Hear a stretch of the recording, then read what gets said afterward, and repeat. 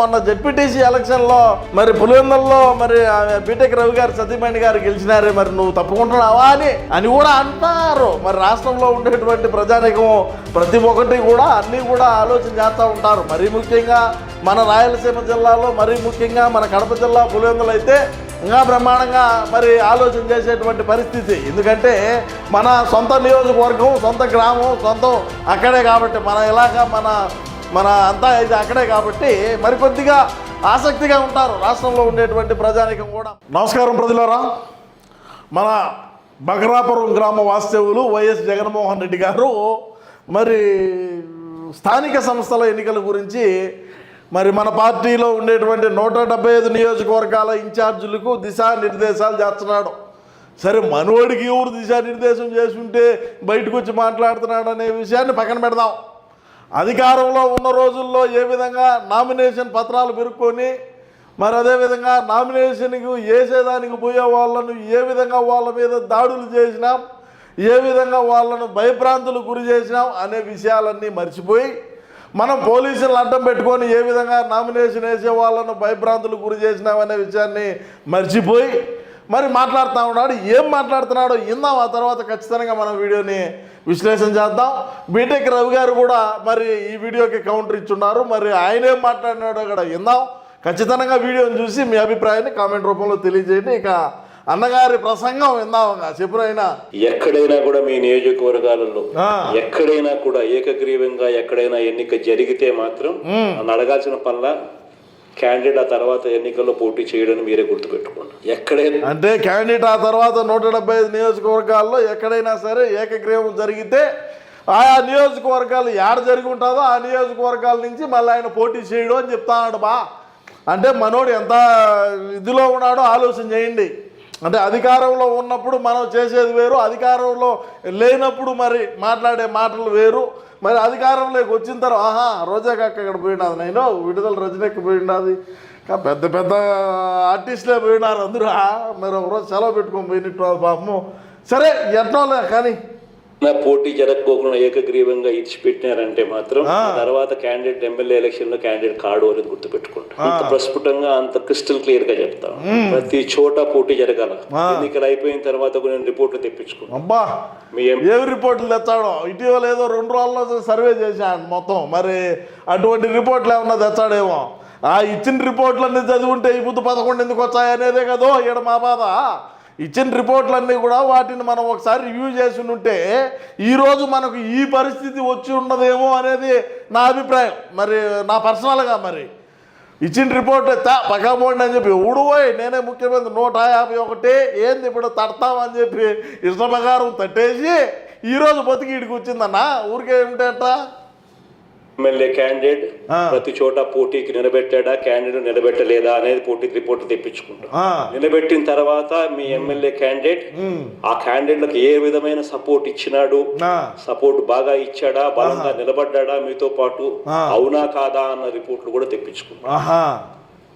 ఖచ్చితంగా ఆ మేరకు పాజిటివిటీ మీ దగ్గర నుంచి రావాలా, అది రావాలా వస్తుంది. ఇప్పుడైతే మనకి మొన్న జెడ్పీటీసీ ఎలక్షన్లో మరి పులివెందుల్లో మరి బీటెక్ రవి గారు సతీమణి గారు గెలిచినారే, మరి నువ్వు తప్పుకుంటున్నావా అని కూడా అంటారు. మరి రాష్ట్రంలో ఉండేటువంటి ప్రజానికం ప్రతి ఒక్కటి కూడా అన్నీ కూడా ఆలోచన చేస్తూ ఉంటారు. మరీ ముఖ్యంగా మన రాయలసీమ జిల్లాలో, మరీ ముఖ్యంగా మన కడప జిల్లా పులివెందులు అయితే ఇంకా బ్రహ్మాండంగా మరి ఆలోచన చేసేటువంటి పరిస్థితి. ఎందుకంటే మన సొంత నియోజకవర్గం, సొంత గ్రామం, సొంతం అక్కడే కాబట్టి, మన ఇలాకా మన అంతా ఇది అక్కడే కాబట్టి మరికొద్దిగా ఆసక్తిగా ఉంటారు రాష్ట్రంలో ఉండేటువంటి ప్రజానికం కూడా. మరి అక్కడ మనం జెడ్పీటీసీని దేనికి మనం ఇది చేసుకోలేకపోయినాం అనేది కూడా ఆలోచన చేయాలా. మరి అదేవిధంగా బీటెక్ రవి గారు కూడా మాట్లాడుతున్నారు. ఏం మాట్లాడుతున్నారు ఇందాం చెప్పయ్యా నువ్వు. ఒకటి పులివెందుల ప్రజలకు కూడా అప్పీల్ చేస్తాను. గత మున్సిపల్ ఎన్నికల్లో ఇదే మా భాషని కానీ మా ముఖ్య భాస్కర్ను పిలిచి ఏదో జాబ్స్ కూడా ఇస్తానట్టు మీరు నామినేషన్ చేస్తారంట. తర్వాత మీకు గంజాయి కేసు కావాలా, తర్వాత మట్కా కేసు కావాలా, క్రికెట్ బెట్టింగ్ కేసు కావాలా, యాది కావాలా మీరే తేల్చుకోండి అని మాట్లాడారు ఇదే పోలీసులు. అంటే ఈ నామినేషన్ వేసే వ్యక్తుల మీద మీకు గంజాయి కేసు కావాలన్నా, మట్కా కేసు కావాలన్నా, ఇంకేమన్నా కేసులు కావాలన్నా, ఏం కేసులు కావాలనుకొని మీరు నామినేషన్ వేస్తారు, నామినేషన్ దాఖలు చేయని పోతారు, మీరు నామినేషన్ వేసేదానికి రెడీ అవుతారని చెప్పి పోలీసులే స్వయంగా పోలీసు వాళ్ళ దగ్గరనే మాట్లాడించినటువంటి రోజులు ఆ రోజుల్లో. ఎందుకంటే మనం అధికారంలో ఉన్నాం, మన అన్న ముఖ్యమంత్రిగా ఉన్నాడు కాబట్టి మరి ఆ రోజుల్లో మరి భయభ్రాంతులు గురి చేసి మరి ప్రజానికాన్నంతా ఏడ్చేవాడికి వేయాలన్నట్టుగా మరి మనం ఆ రోజుల్లో విరవీగినా కాబట్టి ఈరోజు మరి బీటెక్ రవి గారు గట్టిగానే ఉన్నారు. ఖచ్చితంగా పులివెందుల మనమే ఇది కావాలా అన్నట్టుగా ఉన్నాడు ఆయన కూడా. మరి చూద్దాం ఏం జరుగుతుందో. మున్సిపల్ ఎలక్షన్లు ఉన్నాయి, మరి ఎట్ట జరుగుతుంది ఏందనేది కూడా మనం వేసి చూడాలా. మరి ఆయన జెడ్పీటీసీని కొట్టాడు, మరి అదేవిధంగా ఇక్కడ పులివెందులలో కూడా మరి మున్సిపల్ కూడా ఏమన్నా గెలిచినామంటే మరి మన అన్న ఏమన్నా మరి డైరెక్ట్ పర్మనెంట్గా లండన్ డాక్టర్ కాడనే ఉంటాడో, లేకుంటే హిమాలయాలకు పోదామంటే ఇప్పుడు ఆడు ఫ్లెట్స్ వచ్చినా అది ఒక భయం అయిపోయా. మరి ఇంకేదైనా మనం సొంతగా తీసుకున్న ఏదైతే ఐలాండ్ ఉన్నదో ఐలాండ్ పోయి కూర్చుంటాడో మరి చూడాలా, వేచి చూడాల్సినటువంటి అవసరం ఉన్నదని కూడా ఈ సందర్భంగా తెలియజేస్తున్నా. చెప్పాక మేము ఆ రకంగా కూడా చేయం. మొన్న జెడ్పీటీసీ ఎలక్షన్స్ లో ఏ రకంగా నామినేషన్ వేసి మీరు ఎలక్షన్ జరుపుకున్నారో అదే రకంగా నామినేషన్ వేయించి పులివెందుల ప్రజల మద్దతు మాకుంది.